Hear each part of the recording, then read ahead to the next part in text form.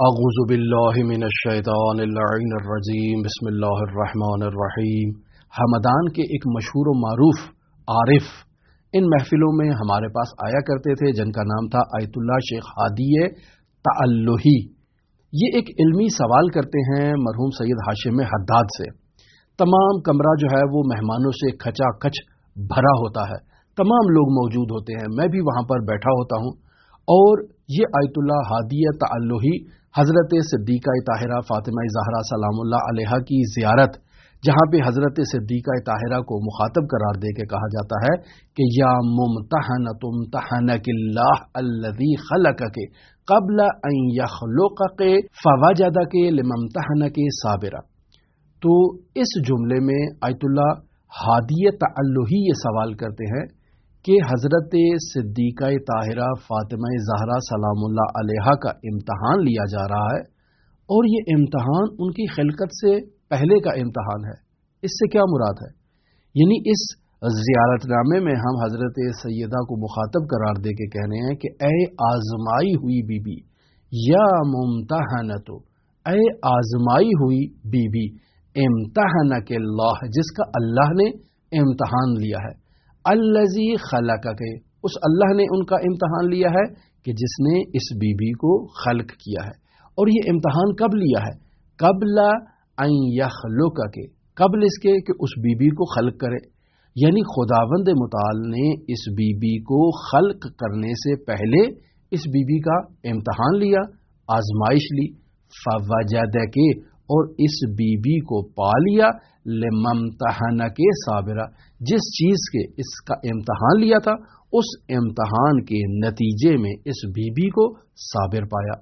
تو آیت اللہ ہادی تعلہی یہ سوال کر رہے ہیں کہ خلقت سے پہلے حضرت صدیقہ طاہرہ فاطمہ زہرا سلام اللہ علیہا کا یہ کیسے امتحان لیا گیا، اس بارے میں سوال۔ تو آیت اللہ تہرانی کہتے ہیں کہ آغا ہاشم حداد اس سوال کو سن کے خاموش ہو گئے۔ پوری محفل میں اور پوری جو وہاں نشست تھی اس میں سکوت طاری ہوا۔ میں نے یہ محسوس کیا کہ آغا ہاشم حداد یہ چاہ رہے ہیں کہ میں اس سوال کا جواب دوں، لیکن میں اس سوال کا جواب دینے سے پرہیز کر رہا ہوں، چونکہ مجھے سوال کا جواب دینے میں بے ادبی محسوس ہو رہی ہے۔ آیت اللہ تعلہی عمر میں مجھ سے بڑے ہیں، ایک عارف ہیں، ایک اللہ کے نیک بندے ہیں،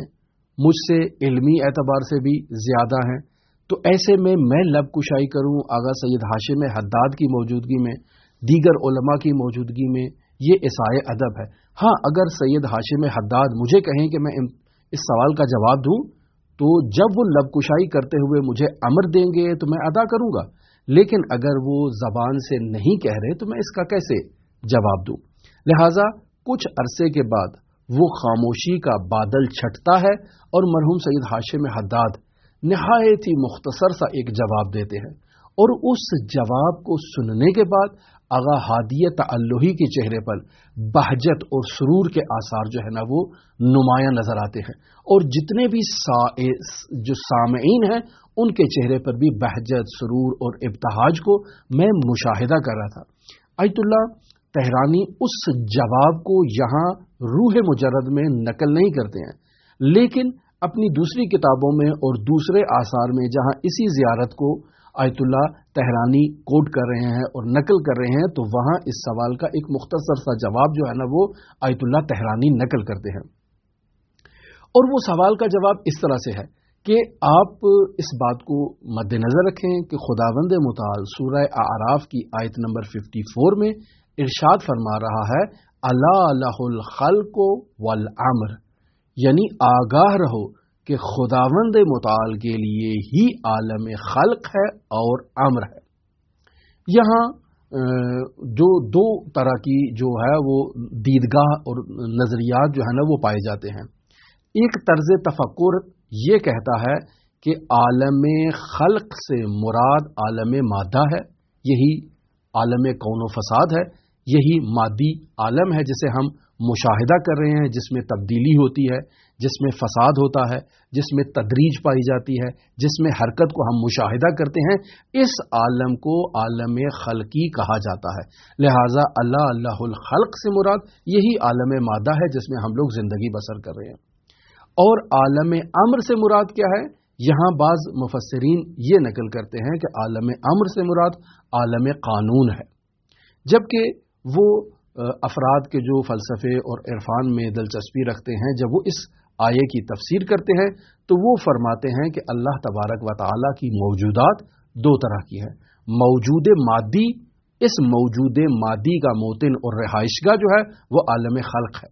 اور ایک موجود ملکوتی ہے، اور یہ جو موجود ملکوتی ہے اس کی رہائش گاہ کو عالم امر کہا جاتا ہے، اور عالم امر رتبی اعتبار سے عالم خلق سے پہلے ہے۔ لہذا اس زیارت نامے میں جو حضرت صدیقہ طاہرہ کو کہا جا رہا ہے کہ آپ کا خلق سے پہلے امتحان لیا گیا، تو یہاں مراد وہی عالم امر ہے، یعنی اس ملکوتی بارگاہ میں آپ کا امتحان لیا گیا۔ لہذا اس مرحلے کو آیت اللہ طحرانی ان الفاظ میں بیان کرتے ہیں کہ روایات میں خلق کی اصطلاح جو ہے وہ مختلف معانی میں استعمال ہوئی ہے، یعنی عالم تجرد محض کو عالم امر کہا جاتا ہے، اور اس عالم امر سے نچلے عالم کو عالم خلق کہا جاتا ہے۔ پس یہاں پر جو حضرت صدیقہ طاہرہ کے امتحان کا تذکرہ کیا جا رہا ہے وہ عالم امر سے متعلق ہے، عالم خلق سے متعلق نہیں ہے۔ مزید اس پہ تفصیلی گفتگو کی جا سکتی ہے، لیکن ہمارا موضوع گفتگو اور موضوع بحث نہیں ہے۔ یہیں پر ہم اپنی اس گفتگو کو آپ کے ساتھ ختم کرتے ہیں۔ یہ سلسلہ ابھی ہمارا آپ کے ساتھ جاری ہے، اگر آپ دلچسپی رکھتے ہوں تو ہمارے ساتھ رہ سکتے ہیں۔ اللہم صلی علی محمد و آل محمد وعجل فرج قائم آل محمد۔